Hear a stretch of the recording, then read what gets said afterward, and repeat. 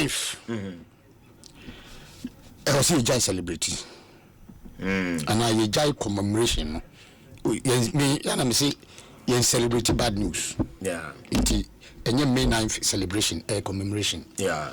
Na kwaku I see a guy and just see a guy who beam. What do you say? May 9th, no? What are the ingredients of the May 9th? There was ripping of chairs. Yeah. There was a perceived bias officiating, leading to ripping of chairs, leading to tear gas, leading to death. Yeah.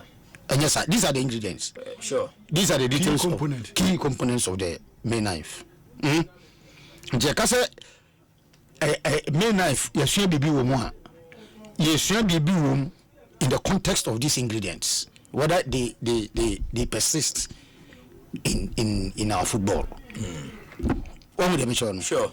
Now, are we experiencing a perceived bias officiating?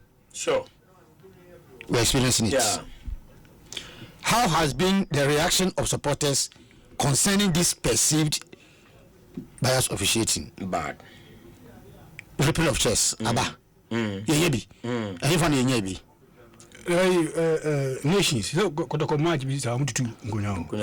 from that, when you be him. Oh, apart from that, none of tuba tram ne isa. It's Chunkuna. The be to me pay it to Kunana. Nations, I can confirm to the standard Dr. Kwame Chekwa is obit to Yakama Kotokofono. I think 80,000 or so. I'm arriving at something. There was a ripping of chairs. And see, baby, the only example outside the man here, Dr. Kwame Chekwa is supposed to do. It was a ripping of chairs. Some ripping of chairs, you know, and involve which supporters. Kotoko. That game, Kotoko ni Timbia. Kotoko ni nations here. No, ni nations. Yes. I don't know, but me sure. Accra Diana ripping of chairs in the buy, no. Now involve Timbe. Kotoko ni has. It is ripping of chairs, beba. Timbe the possible so bit my course ripping of chairs, no. Any team at all. That be Mama, one many examples. What you say? Me say, I know Kotoko has. May 9th now, yeah, May 9th, work university. Guy, logic, we logic. Logic. Not that's our logic now. Me say, we are the corner. Ripping conclusion. Me say, May 9th now, yeah, remember me, there was ripping of chairs as a result of a perceived bias officiating. Sure. Now, perceived bias officiating now, says here, a door.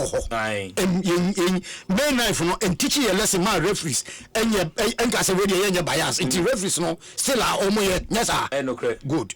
And perceived bias officiating, no, leading to ripping of chairs, destroying of property, government property, and our property. Yeah. Yes, sir. Yeah. One no yes idea no. One na omufi say you cheating on say omo yes idea. Reaction if one mo dey buy. Kotoko ni nations no.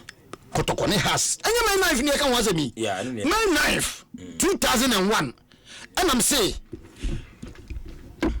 you find solution to the problem. But before you can get solution to the problem, you need to go into the details of factors and causes. May 9th no key component. Good. And the factors and causes you much will say there was a perceived bias officiating. What you say? Oh, we can look to Dana.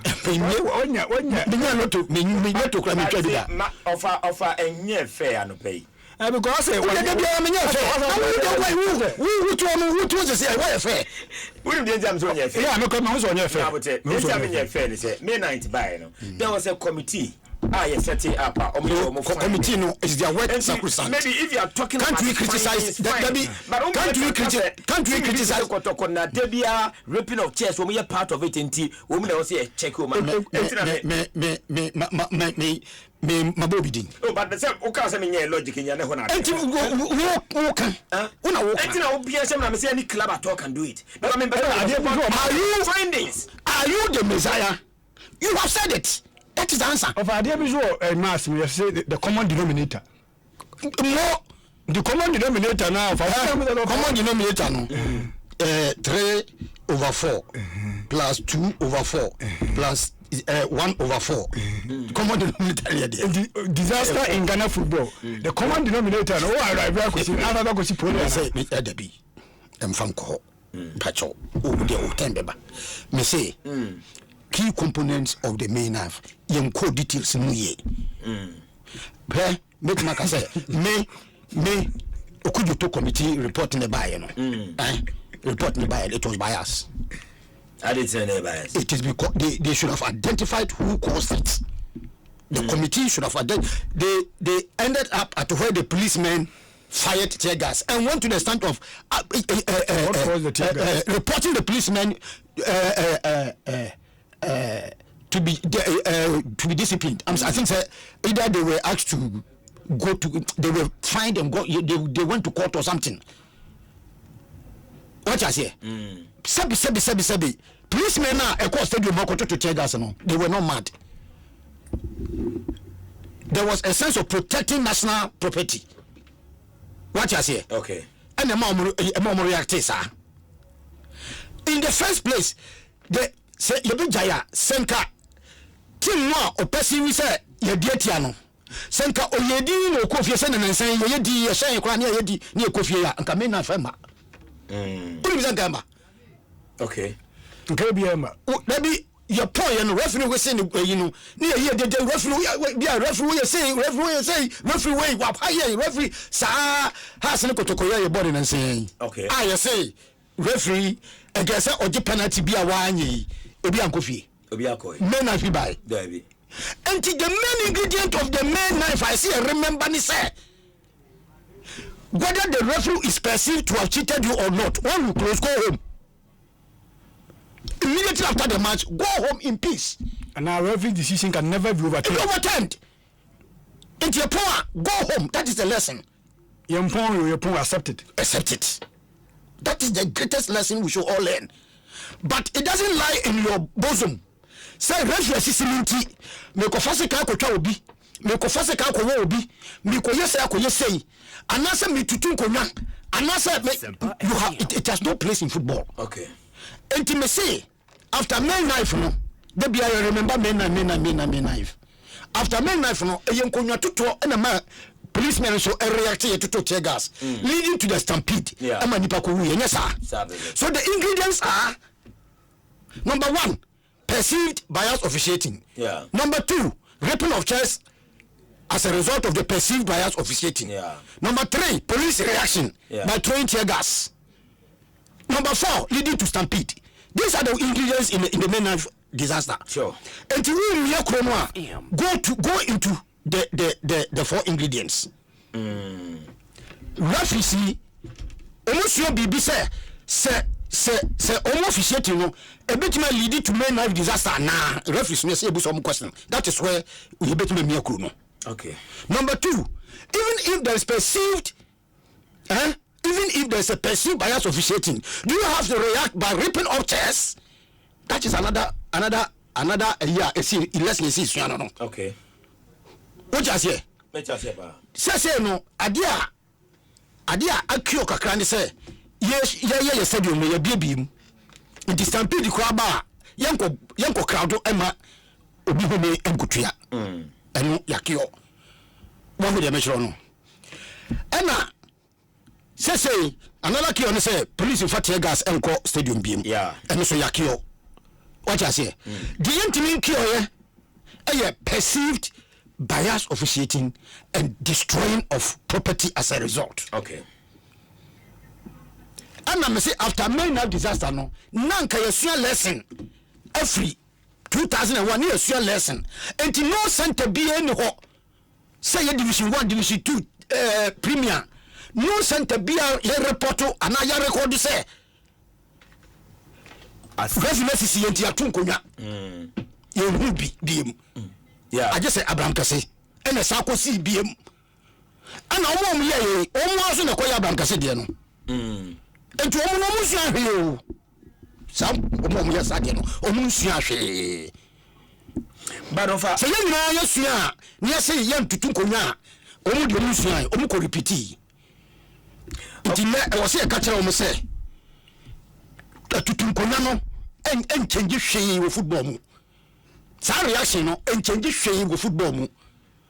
But there are other forms so ebia na nye nkonya tutu kwa but betimi eventually betimi ayama ti say the pole dey by crowd violence, crowd hooliganism eno wo ho eno and am other ones so the gasa me say me hwe me see discussing me night but ni na offer 4 factors no eno deba and am say there are things that offer more so ti say now no call United entity come and catch say as a police officer so much easy appear 8 buckets from fans behavior and it say fan no or the sa apiano be gu so a edi dede beba edi ntokwa beba na bia akofa sa atoyere nchem na ntutu nkonwa ni na edi aba so the other activities are no so negative ebi of ankai but also etimi condemn those ones ya try hack crowd hooliganism and violence ya try several times you are treating it separately. Today is May 9th disaster and its remembrance. Even you can watch them there. And the hooliganism na ya kan no embam ne. O dia say crowd violence na ya kan no embam ne. O dia mention and you are treating it several times ya kan wa ha. Watch I say pole dey by yan kan ya good but and a remembrance day said yes see na nipa you who say nipa kra time kra wu.